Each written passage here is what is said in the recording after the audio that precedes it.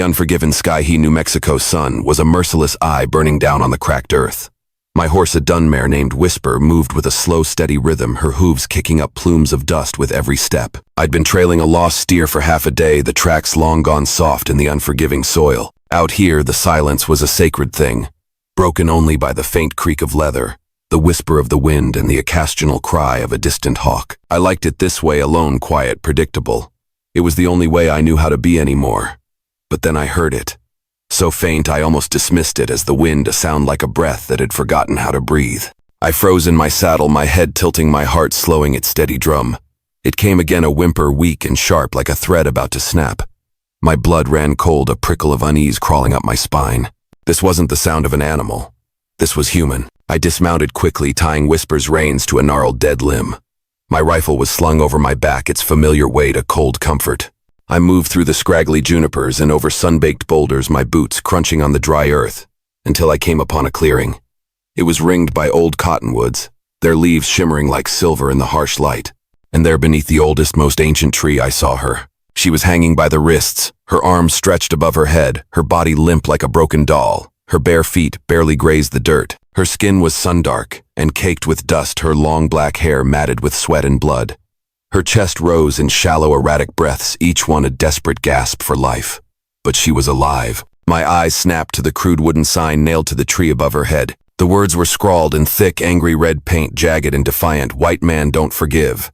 I stumbled back involuntarily, bile rising hot and sour in my throat. The air thickened heavy with a warning, a message, a curse. It felt like a fist clenching around my own heart. I glanced around, scanning the ridges, the rocks, my hand instinctively going to the knife on my belt. No movement, no sound, just the wind brushing through dead leaves like whispers mocking my sudden fear. "Christ," I muttered, my voice a raw whisper. "What in hell did they do to you?" The girl stirred barely. Her head lolled forward, and I saw the raw, angry burn marks where the rope bit into her wrists, deep and unforgiving. I swallowed hard, my throat suddenly dry. "You hear me, girl?" I asked, my voice hoarse, rougher than I intended. No response. Her eyes remained closed, her face a mask of pain and exhaustion. "I'm not here to hurt you," I said, softer this time, almost to myself, as if reassuring my own trembling hands. My boots crunched forward closer. I could see her face now, young, maybe 18, with a high brow and a strong jaw. Her cheeks were hollow from thirst, and there was dried blood on her lip. I reached up, my fingers brushing against the rope. It was twisted mesquite fiber, harsh and old. Whoever tied it had meant for her to suffer, not just hang. They wanted her to taste every agonizing moment of her slow demise. I pulled out my knife, the steel cool against my thumb. My fingers trembled. That sign, it screamed at me. Echoes of things I never said, never did yet. It made me feel guilty, made me hesitate. A cold dread settled in my stomach. Was this a trap? Was someone watching, waiting for me to intervene? But then she groaned again. A small pained sound, and that sound undid me. It cut through the fear, through the ingrained caution, straight to whatever was left of my soul. "Damn all of them," I whispered, my blade slipping into the rope. "I ain't that." With one firm slice, the rope gave way. She fell forward, and I caught her just in time, her body surprisingly warm, burning even and light in my arms like she had no bones left. Her eyes fluttered open, dark, frightened, unfocused. They were like deep pools reflecting a distant, terrible storm. I eased her down to the ground, one knee in the dust. I poured water from my canteen onto a clean cloth and dabbed her cracked lips. "Easy now," I said, my voice rough with concern. "You're safe, at least for the moment." She blinked once, then again, still no words, but her hand, surprisingly strong despite its weakness, clutched weakly at my sleeve, a desperate anchor. I looked at the sign one last time, then at her, then back at the sign. The hate etched into the wood was a stark contrast to the fragile life clinging to existence before me. I pulled off my coat and draped it over her shoulders, the wool rough but warm against her exposed skin. "You got a name?" I asked gently, my voice barely a murmur. "Nothing. Guess we'll find one for you," I murmured. A strange, possessive feeling stirring within me. I stood lifting her with effort, cradling her like something precious, something not yet broken beyond repair. "But for now, you're with me." And with that, Ethan Vance stepped back into the wilderness, carrying a girl marked for death, and a secret heavy enough to hang a man. The sun was dipping low, painting the sky in fiery hues by the time I reached my ranch. It was just a modest outpost clinging to the edges of a desert too stubborn to forget violence. A single windmill creaked on the fence line, its rusty blades turning slowly, a mournful sigh in the evening breeze. The old barn sagged like it mourned something lost, its timbers groaning under the weight of years. The house itself was one room and a loft, its roof patched with old sheet metal, but it stood solid and honest like the man who built it. Like me. I eased the girl from the saddle, her weight surprisingly light, and carried her inside. She was fevered, her head pressed to my chest, whispering breaths like dry leaves skittering across a stone floor. I laid her gently on the cot, unwrapping my coat, careful not to startle her. Her eyes fluttered open for a moment, dark and wide and distant, but they watched me. A flicker of awareness, a spark of something still alive within her. The lantern flickered against the rough-hewn walls as I poured water into a metal basin and set it near her feet. I grabbed a clean cloth from a shelf and knelt. Her legs were bruised, scraped, one ankle swollen. Rope burns marred her wrists like angry brands, a testament to the cruelty she had endured. "I ain't going to hurt you," I said, more to break the suffocating silence than to expect any reply. "Just cleaning up a bit." I dipped the cloth into the warm water and wrung it out. Then slowly, reverently, I took her right foot and placed it in the basin. She flinched just barely, a tiny tremor that ran through her whole body. I paused, waited. When she did not pull away, I began to wash the dust and blood from her skin. My movements gentle, precise, like I was touching something sacred, something infinitely fragile. The water turned red and brown, swirling with the grime of her ordeal.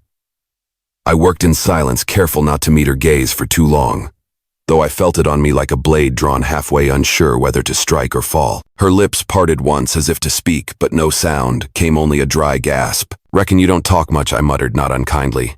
"That's all right. Silence is better than most things most days." I finished the first foot, then the other. She let me, her body still accepting. When I was done, I wrapped them in soft cloth strips and set her feet gently on a folded blanket. "You remind me of a river I used to camp near," I said quietly. Almost to myself, the words a strange comfort in the quiet room. It was dry most of the year, looked dead, but after the rains it ran fast and deep. Had a name, but the locals called it Quiet Snake. Don't know why, just quiet. I looked at her again, studying her features in the lamplight, cheekbones. Sharp as ridgelines, lips cracked, but full dark lashes thick with sand. She was young, too young for this kind of suffering. But there was something old behind her eyes, something that did not flinch from pain, only waited for it to pass. "I'll call you Alara," I said softly. "Just for now. You look like Alara, quiet but strong." She blinked once slowly. No protest, no nod, just breath, just life. I stood, my hands wet, and reached for a blanket to cover her. I tucked it around her shoulders, the rough wool a stark contrast to her delicate frame, then stepped back. "If you're hungry, there's beans." Not much, but better than air. Still no answer. I grabbed my bedroll and dragged it toward the door. I would sleep out by the barn tonight, give her the space. It wasn't right for her to be watched by a stranger, especially not one with blood in his past and questions in his eyes. Before I stepped outside, I looked back one last time. She had shifted slightly, her eyes closed, her lips no longer trembling. The basin still sat beside the cot, tinged with the color of what had been done to her. I picked it up and emptied it outside, watching the water soak into the thirsty ground. Inside, she dreamed of fire, of horses, of ropes cutting skyward, and of hands rough but gentle washing the hurt away without asking anything in return. The days that followed passed with the slow rhythm of desert life, but the silence inside the house was different now. Thicker, charged with something just beyond reach. Ilara, as I still called her, ate when I brought food, though never much. She moved with caution, her eyes always alert, her posture tight, like an animal who had been caged too long. She never spoke, but I caught her watching me when she thought I wouldn't notice, her dark eyes following my movements with an unnerving intensity. At night, I left her the cot and took to the barn, my rifle beside me. I pretended it was to give her space, but the truth was more complicated. I was afraid, not of her, but of what her presence meant. That sign on the tree still burned in my mind, "White man don't forgive." Whoever wrote it had meant for her to die slow, and whoever they were, they might still be coming. My sleep was restless, punctuated by the slightest sound, my hand often reaching for the cold steel of my rifle.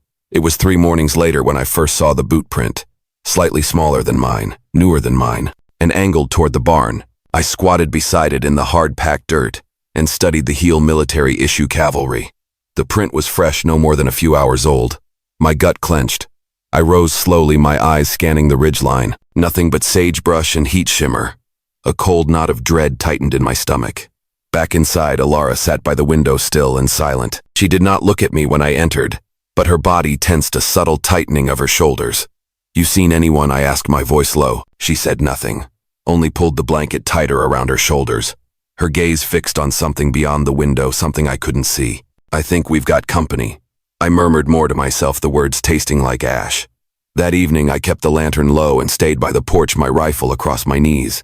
The wind had died, leaving an oppressive stillness. Coyotes howled far off, their mournful cries echoing across the vast emptiness, and the stars blinked into view like ghosts waking up. Ilara did not sleep. I could hear her moving inside, pacing the floor in slow circles, a restless shadow in the dim light. The air was thick with unspoken tension, a shared anticipation of what was to come. It was around midday the next day when the rider came. Dust curled behind the chestnut horse as it approached a billowing cloud against the stark blue sky. The man atop it wore the blue and gold of the U.S. cavalry. His rifle was holstered, his hat low, his jaw rough with stubble. I stepped down from the porch, one hand resting casually on my belt, my eyes fixed on him. The soldier reined in his horse, the animal snorting, and squinted down at me. "You, Ethan Vance, depends who's asking. Captain Thorne, Dust Hollow Station. We're tracking a fugitive." The man pulled a folded notice from his breast pocket and handed it down. "You seen this one?" I took the paper, my fingers brushing against the rough parchment, already knowing what it would show. A crude sketch of a young Apache girl, sharp eyes, long hair. The words below were stark. "Wanted for murder and escape. Dangerous. Reward $500. My heart hammered against my ribs. "Ilara." I looked up slowly, my gaze meeting his. "Can't say I have." "You sure?" Captain Thorne asked, leaning forward, his eyes sharp, piercing. "Small. Quiet. Might be hurt. Might be hiding. We think she was rescued, or taken by someone passing near the Cottonwood Flats." I held the paper a second longer, the image of Ilara's bruised face flashing in my mind, then folded it and handed it back. "Ain't seen nobody but jackrabbits and a cow that don't listen." Captain Thorne narrowed his eyes, a muscle twitching in his jaw. "She's not just a runaway, Mr. Vance. She's part of a violent group. Savages. That sign they left, they mean it." My jaw tightened, a cold fury beginning to simmer beneath my calm exterior. "If I see anything, I'll send word." The soldier studied me for a moment longer, his gaze lingering, searching for any sign of deceit. Then he nodded once, a curt, dismissive gesture, and turned his horse. "See you do, Vance." I watched him ride off the dust cloud, slowly fading into the vast emptiness until he disappeared completely. Inside, Ilara stood just beyond the curtain, a silent, watchful shadow. She had heard every word. She stared at me, unmoving, her eyes wide with a mixture of fear and something I couldn't quite decipher. I stepped in, took off my hat, and leaned it against the door. They came looking, showed me a paper, said you were wanted. She did not speak, her gaze unwavering. I told them number. Her eyes narrowed, confused, suspicious. I could see the questions swirling in their depths. Why? Why would you lie for me? I don't know what you did, Ilara. And maybe someday you'll tell me. But out here a man makes choices. I made mine. I turned to the stove, pretending to stir the beans. I had already made my back to her, giving her space. Behind me, she moved barely a shift, a small breath. And in that moment, trust cracked the silence just a little wider. The afternoon sun hung low, casting long shadows across the yard as the wind softened for a while. It had been a strange day, too quiet, like the desert was holding its breath. I sat on the porch, sharpening my knife with slow, rhythmic strokes. Each pass of steel on stone echoed faintly through the open yard. I focused on the motion more than the blade, as if the repetition might keep my thoughts from drifting too far toward the woman sleeping inside. Or not sleeping.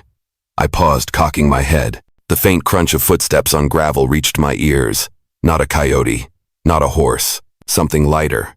Human. I looked up. Ilara was outside. It was the first time she had stepped beyond the threshold on her own since I brought her home. Her bare feet touched the earth tentatively, like she was testing if it would still hold her. The woven blanket I had left, folded at the edge of her cot, hung from her shoulders, trailing like a second skin. She walked slowly, her steps uneven, but certain, toward the far end of the yard where the barn stood. I set the knife aside, not moving at first. I watched her, not wanting to shatter the moment. She looked smaller in the fading light, more fragile, and yet something in the way she moved had changed. She was not escaping. She was reclaiming. She reached the bare patch of dirt near the barn, a place where the wind had swept clean all debris. There she knelt carefully, as if kneeling before something sacred, and let the blanket fall to her elbows. Her fingers moved with purpose as she picked up a stick and began to draw in the dust. Only then did I rise. I walked over slowly, my boots quiet on the dirt, giving her space. I stood a few feet behind her, watching her hand trace lines into the earth. In the dirt she had drawn a bird, its wings stretched wide mid-flight, but flames encircled it like a burning crown. The lines were bold and sharp, etched with tension. The bird looked alive, and in agony its wings angled upward, as though trying to escape the fire or rise with it. I had seen war. I had seen symbols carved into rifles and burned into skin. But this was something older. A cry. A prayer. I squatted beside her, my voice low and respectful. "What's that?" Ilara did not look up. Her face remained still, her eyes focused on the drawing. For a long moment she said nothing, as if deciding whether or not to let the memory free.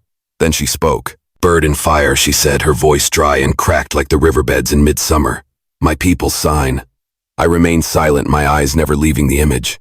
She tapped the center of the bird with the stick. This was my father's. Our family. We painted it on tents. Carved it on bows. Always flying. Always fire. I could feel the tension in her body, the way her shoulders pulled back, the tightness in her jaw. She was bracing for something. "They come. Soldiers. White coats." Last spring, she continued haltingly, her voice barely a whisper. "Say we must move. Far. Dry place. No food. No water. Say we're danger." She paused, the stick in her hand trembling. "We say no. We stay. We fight." Her voice thinned, a raw edge of pain cutting through it. "They burn. Kill my mother. My 2 brothers. Burn the old ones inside the tent." My fists clenched slowly, my jaw tight. Something old and angry stirred in my chest, a familiar ache of helplessness. I run. Hide. They find me. Beat. Tie me. Call me thief. Say I took rifle. I didn't. Then she turned, locking eyes with me for the first time. There was fury in her voice now, a desperate burning rage. "I did not steal. I did not kill. I did nothing wrong." Her voice echoed in the open air like thunder across dry land. I did not speak for a moment, letting her words hang in the air, heavy with injustice. Then my voice came low but certain. "I believe you." She turned back to the dirt, dropped the stick. Her hands fell into her lap. Then her shoulders began to shake. At first she made no sound, just silent tremors, but then the sobs came raw and unfiltered. She curled forward, her arms wrapped around her knees, her long hair falling like a curtain, shielding her from the world. The pain was too big for her body, and it poured out in waves, a torrent of grief and despair. I stayed beside her, unmoving, unmoved. I did not reach for her, did not try to comfort her with empty words. Instead, I reached out and pressed my hand into the dirt beside the flaming bird, palm down, fingers spread my skin against the dust she had shaped with grief. It was not touch. It was testimony. A silent promise. She felt it eventually. Her breathing slowed. She lifted her head, her face streaked with dirt and tears, her eyes red-rimmed but clear. Our eyes met, unshielded, vulnerable. "You can call me Ilara," she whispered, the name I had given her. I gave a small nod, my voice like gravel and wind. "All right then. Ilara it is." We sat together in silence as the sun slid behind the ridge and the fire burned in the dirt, faded into shadow. But its ashes, like the truth, remained. That night the wind whistled low through the rafters, whispering through the thin walls like a ghost remembering its name. I sat by the fire, my boots off, shirt sleeves rolled, tending a kettle of beans. Ilara stood by the window, her arms folded around herself, watching the night settle over the desert. The silence between us no longer felt like a wall. It was something gentler now, like shared breath, a quiet understanding. She turned suddenly, her voice soft, hesitant. "You want to know the truth?" I looked up my spoon, pausing mid-stir. I nodded once, careful not to press her with words, letting her set the pace. She walked slowly to the table, sat across from me, her gaze steady. Her voice was quiet but clear. "My father was a minor chief," she began. "Our band small, peaceful. We traded with settlers, even learned their god. We had rules, boundaries. We wanted to live." I listened, my face unreadable but focused, every fiber of my being attuned to her words. "A full winter ago," she continued, her voice gaining a quiet strength, "a white woman was found dead near our hunting ground. Throat cut. Her husband said it was us." Her fingers tensed around the table's edge. "But it was not. She died because he killed her. Everyone knew. But they blamed us." Her eyes found mine, a raw pain in their depths. "The soldiers came. Not just them. Ranchers too. Town men with rifles and fear. They said they were taking justice." She swallowed hard, the pain rising in her throat. "They burned our camp. Shot my brothers while they slept. My mother died holding the prayer beads the priest gave her. They left my father hanging from our council pole." I lowered my eyes, a wave of nausea washing over me. The brutality of it, the senseless violence, mirrored too closely the darkness I carried within. "They found me in a hollow tree. I was hiding. I had a knife, but they took it. Said I was planning revenge. Said I was dangerous. They tied me, questioned me, beat me. Then they took me to that tree you found me on. hung me up like bait. For who, I asked, my voice a low scrape, barely audible. For the rest of us, for anyone still alive and angry. She stared at me, her dark eyes searching mine, then asked softly, "Why did you cut me down?" I looked at her for a long moment, the fire crackling between us, casting dancing shadows on our faces. The air was thick with unspoken histories, with shared burdens. Because once I said, my voice flat, distant, my brow furrowed, the words catching in my throat. This was my truth, the one I had buried so deep I thought it would never see the light. My family, I said, my voice flat, devoid of emotion, last spring. Raiders hit our ranch. Apache, they said. Maybe it was, maybe it wasn't. I was out hunting. Came back to ashes. My sister was 16. I heard her crying in the barn, her screams tearing through the night, but I was scared. I didn't go in. I waited for help. She died before anyone came. The silence after that was different. Not empty. Heavy. It pressed down on us, a shared weight of grief and regret. You saved me because you couldn't save her. Alara whispered, her voice barely a breath, but it cut through me like a knife. She saw it. She understood. I nodded, unable to speak the truth laid bare between us. She studied me, her gaze intense. If I had been white, would you still have pulled the knife? I stood, slowly walked around the table until I was in front of her. She looked up, searching my face, her eyes wide with a fragile hope. I reached down, cupped her chin gently in one hand. My fingers were calloused, rough from years of hard labor, but my touch was careful, measured. I don't love skin, I said, my voice low, a promise. I love what breathes under it. Her eyes welled, but no tears fell. She reached for my hand, pressed her cheek into my palm, her skin soft against mine. And then, as if by instinct, we leaned into each other. The kiss was quiet, hesitant at first, a tentative exploration, then fuller, deeper, as if both of us had been holding our breath for too long and finally remembered how to exhale. Her hands trembled on my chest, clutching the fabric of my shirt. My arms circled her back, pulling her close, holding her as if she were the only solid thing left in a shifting world. The fire popped softly behind us, a gentle witness. Later we stood in the small kitchen candlelight, flickering against old wooden beams. Our shadows moved as one on the far wall, a slow dance neither of us had ever learned but somehow knew. Outside, the desert wind calmed for the first time in days, a quiet sigh. Inside, something began to mend. The wind returned with the morning, gusting harder than usual, carrying the scent of sand and distant smoke. I felt it in my bones, something shifting, a storm brewing.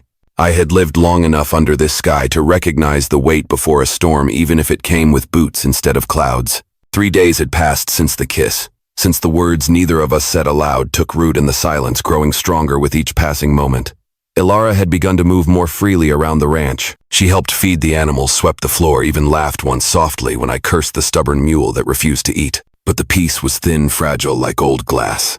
By noon, a trail of dust rose from the east, a telltale sign against the clear sky. I stood by the fence, my jaw tight, my rifle resting against the porch. 3 riders approached, local men in canvas coats and old hats, rifles slung across their backs. Their leader wore a tin badge on his chest that looked more self-appointed than earned. "Vance," the man called, as he dismounted, his voice rough, accusatory. "Heard tell you might be harboring someone don't belong." I kept my voice, even my gaze, steady. "You hear a lot of things, Jedediah. Don't make them true." Jedediah Stone spat into the dirt, his eyes narrowed, calculating. "A girl. Apache. There's a reward. 500 cash. And the thanks of every God-fearing man west of the Pecos. You come all this way for a rumor?" I asked, my hand subtly moving closer to my rifle. Prescott's eyes narrowed further, a cold glint in their depths. "We aim to check inside, just in case." I stepped down from the porch slowly, my stance widening, ready. "You got a warrant?" Jedediah snorted, a harsh, dismissive sound. "You think this is a court, Vance?" The other 2 men shifted in their saddles, their hands near their weapons. The air hung brittle thick with unspoken threats. "I'm the only one lives here," I said, my voice calm, unwavering. "Ain't no girl. Just ghosts and goats." Jedediah stared at me for a long moment, his gaze piercing, trying to find the lie. Then he gave a tight nod, a thin, cruel smile playing on his lips. "If you're lying, you'll burn with her." They rode off without checking the house, but the message was clear. They would be back, with more men, and less patience. That night, I sat by the fire behind the barn, the stars hidden behind heavy clouds, the darkness oppressive. In my hand was the crude wooden sign I had pulled from where I buried it, faded now but still readable, still hateful. "White man don't forgive." I stared at it for a long time, my fingers brushing over the angry letters, feeling the rough wood. Then I stood and carried it to the fire pit. No ceremony, no speech. I laid it down among the kindling and struck a match. The flames rose slowly, hesitantly at first, then swallowed the words in orange and gold. The wood cracked and curled inward as if the hate itself resisted dying, fighting against the cleansing fire. Behind me, footsteps. Ilara. She wore one of my old coats, too large on her frame, the sleeves rolled twice. She stepped beside me, her eyes on the fire, not speaking, but her presence spoke enough. The flames danced in her eyes, reflecting something that looked like mourning and something like freedom. I should have burned it sooner, I said quietly, my voice heavy with regret. She did not answer, but she moved closer, close enough for her shoulder to touch mine, a comforting weight. She gripped the coat tighter around herself, her fingers knotted in the fabric. "Thank you," she said softly, the words simple.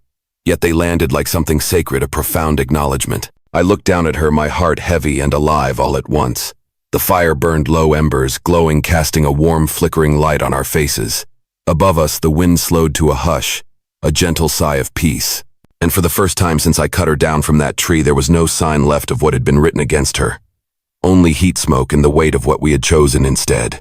The next morning brought no wind, just stillness thick and unnatural. I rose early, packed dry biscuits, jerky, and a canteen of water into the saddlebag. The air around the ranch felt tighter, more watched. I had seen smoke on the horizon, too steady to be a campfire. Word had spread. We were out of time. Ilara stood by the fence line, her long hair braided back, wrapped in the same coat she had worn by the fire. Her face was calm, but her eyes held questions, a quiet apprehension. "We have to go," I said, tying the final strap on my pack, my voice firm, leaving no room for argument. Tonight she nodded, already knowing her intuition sharp. "There's land south of here," I continued, my voice low, outlining the desperate plan. "Past the border. Some say the Apaches still live free in the Sierra Madres, far from soldiers, far from signs." I paused, my gaze meeting hers. "We can make it if we ride hard." Ilara stepped closer. So close I could see the soft flush on her cheeks, the slight tremble of her lips. She reached for my hand and held it firm, her fingers intertwining with mine, a silent vow. I looked down at her, my voice barely above a whisper. "You'll come with me." She pressed her forehead to my chest, her breath warm through my shirt, her body a fragile anchor against the storm. Then she answered in Apache, slow and careful, the words unfamiliar yet resonant. "I want to live. I want to live as your wife." I closed my eyes, that one sentence carrying more weight than 1,000 promises, more hope than I had dared to dream. I kissed the top of her head, breathed in her hair the scent of dust and sage, like it was the last thing keeping me grounded. By sundown we were ready. 2 horses saddled, their hooves restless on the dirt. The ranch was left behind. No note, no fire, no goodbye. Just a quiet door left swinging, and a home turned to memory. We rode through the desert under cover of stars, moonlight painting the ridges silver. Ilara leaned forward against her horse, her movement steady, practiced. She did not ask what lay ahead. She only followed her trust, a precious burden I carried. 10 miles from the border, the land opened into low scrub brush and stone cliffs. I scanned the horizon constantly, every shadow a threat, every rustle of wind a potential ambush. My gut turned tight, a cold knot of dread. Then the shot came. A crack echoed across the plain, shattering the night's fragile peace. I jerked in the saddle, a searing pain exploding in my side, then collapsed sideways, sliding hard into the dirt. Ilara screamed, leaping from her horse, her voice a desperate cry. I clutched my side, blood already soaking through my shirt, hot and sticky. "Keep going," I rasped, my voice weak, barely a whisper. "No," she cried, her voice fierce, defiant.